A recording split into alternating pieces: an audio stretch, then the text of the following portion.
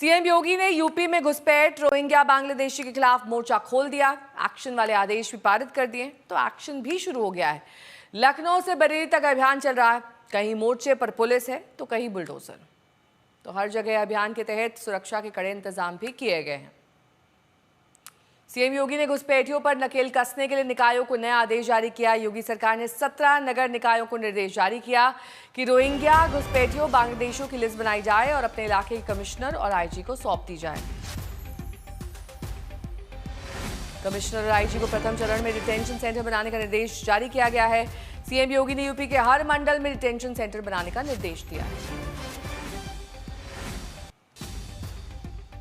3 तस्वीरें लखनऊ और उन तमाम जगहों की जहां पर इस वक्त बुलडोजर एक्शन चल रहा है। 17 निकायों को यह फरमान जारी किया गया है।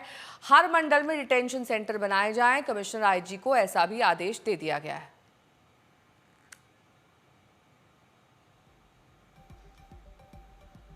तो रोहिंग्या बांग्लादेशियों पर सीएम योगी काफी मुखर रहे, सख्त भी रहे। उनके चुनावी भाषणों में ये उजागर होता है। अब योगी ने चुनावी हुंकार को जमीन पर ला दिया। यूपी से घुसपैठियों को निकालने के लिए एक मुहिम छेड़ दी।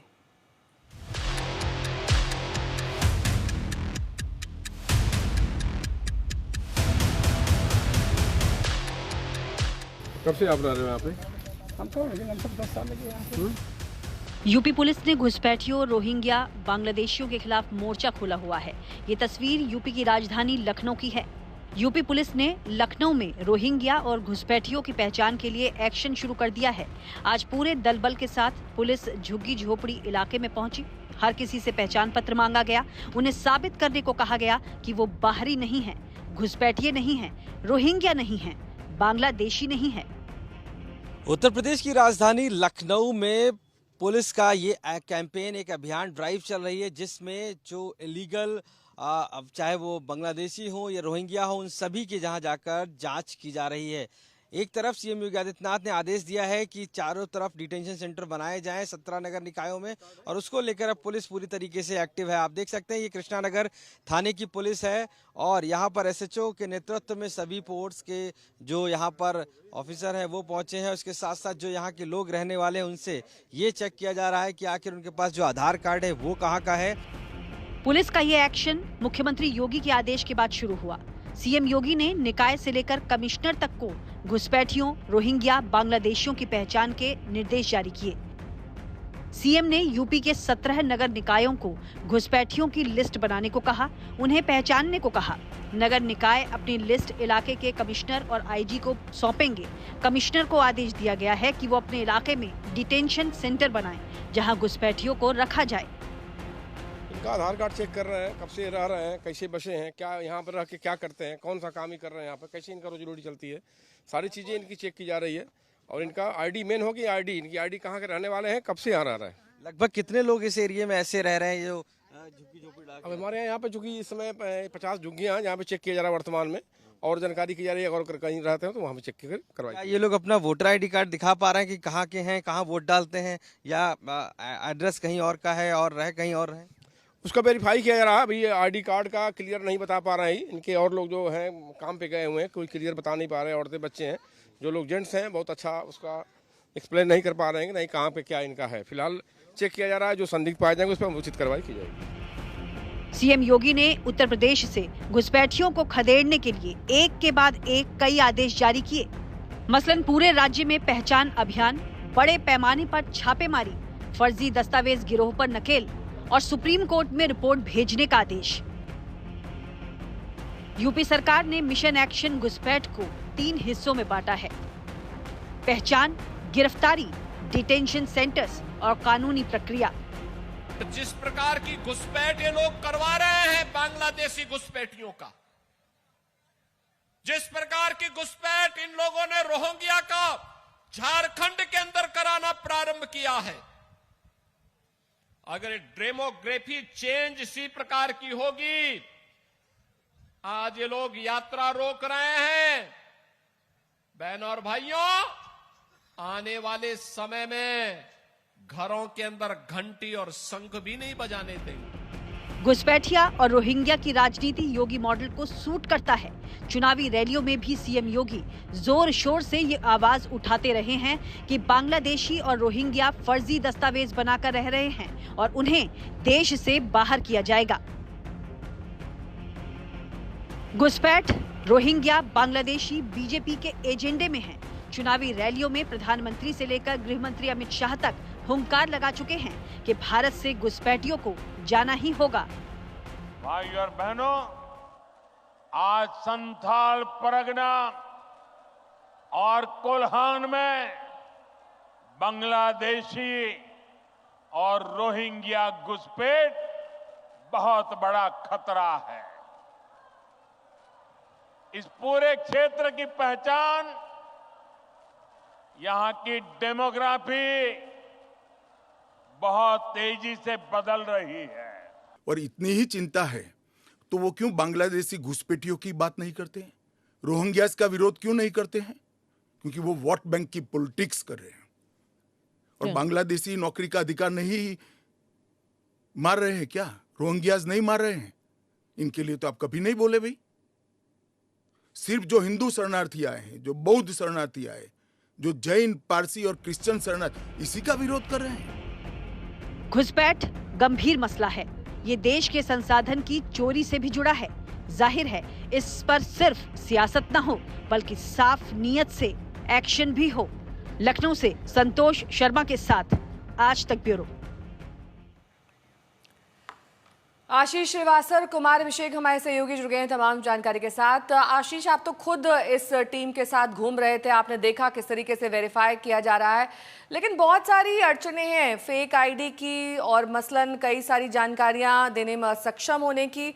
अब क्या डबल वेरिफिकेशन भी होगा? एक बार हो गया फिर किसी और प्रोसीजर से भी गुजरना है? बिल्कुल नया, देखिए सबसे बड़ी बात है कि जो आधार कार्ड है उनका और वोटर आईडी कार्ड है, इसके अलावा जो उन्होंने अपने आइडेंटिफिकेशन बनाए हुए हैं उसको पुलिस मौके पर जाके चेक करती है और उसकी डिटेल लेती है। क्योंकि पहली प्रथम दृष्टया देखते ही अगर वो थोड़ा सा भी संदिग्ध लगता है तो पुलिस उसको अपने पास रख ले रही है और उसको फिर यूडीआई से चेक कराया जा रहा है। और इसमें हमारे पास जो तस्वीर आई थी इसमें यूडीआई ने ऑलरेडी कई आधार कार्डों को फेक बताया था।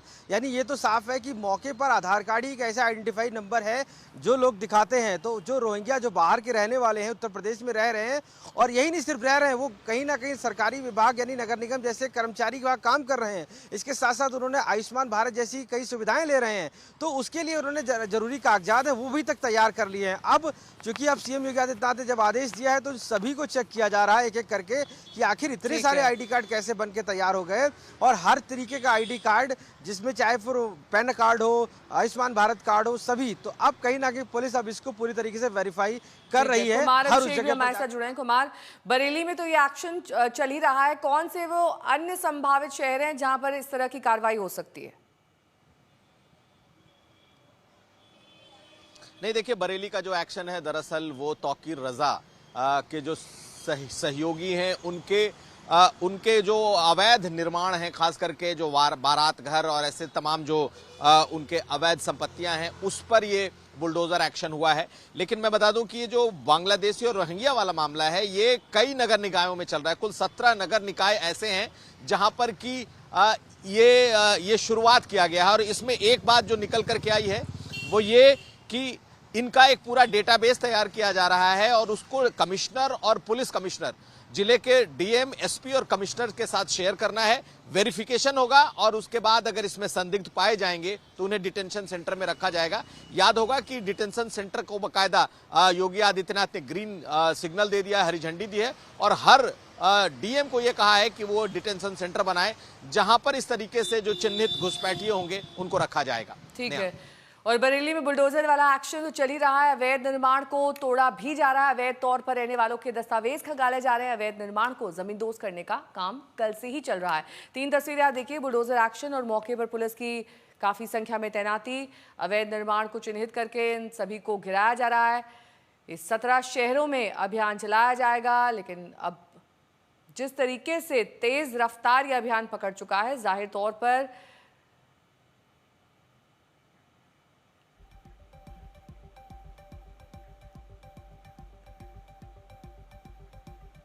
और अब आपको दिखाते हैं कृष्ण गोपाल राज की एक्सक्लूसिव रिपोर्ट।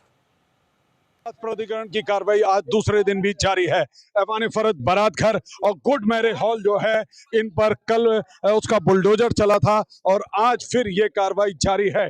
सुबह से ही बुलडोजर आ गए हैं और ये बुलडोजर जो हैं सुबह से ही तोड़फोड़ की कार्रवाई जारी है।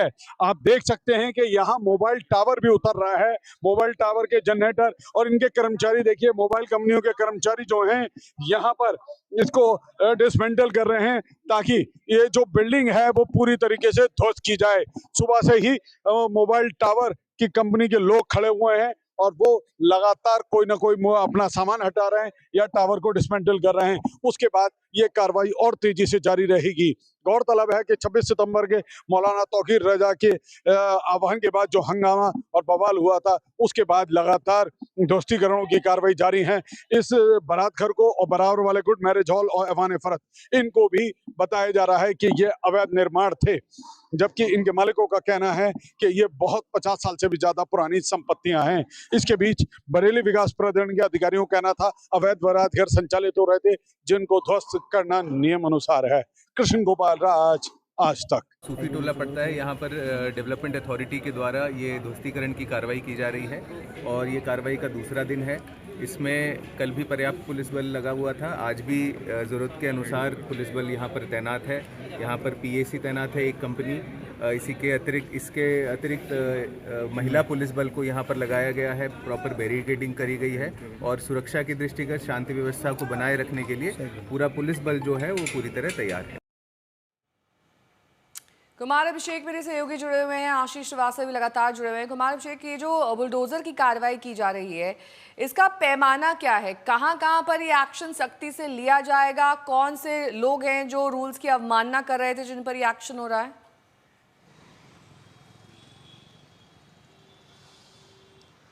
देखिए नेहा, दरअसल उत्तर प्रदेश में बुलडोजर की कार्रवाई पहले से चलती रही है, कोई नई बात नहीं है। लेकिन ये कार्रवाई जो इस वक्त आप बरेली में हम दिखा रहे हैं या आप देख रहे हैं, दरअसल ये तौकीर रजा उनके जो जिसे कह सकते हैं कि जो सबसे करीबी लोग हैं, जिन्होंने अवैध तरीके से वहां निर्माण कर रखे थे, उनके ऊपर ये कार्रवाइयां हुई हैं। आपको याद होगा कि इसके पहले तौकीर रजा ने एक बड़ा कार्यक्रम किया था जिसमें बहुत सारे लोग इकट्ठा हो गए थे और तोड़फोड़ जैसी स्थिति हो गई थी।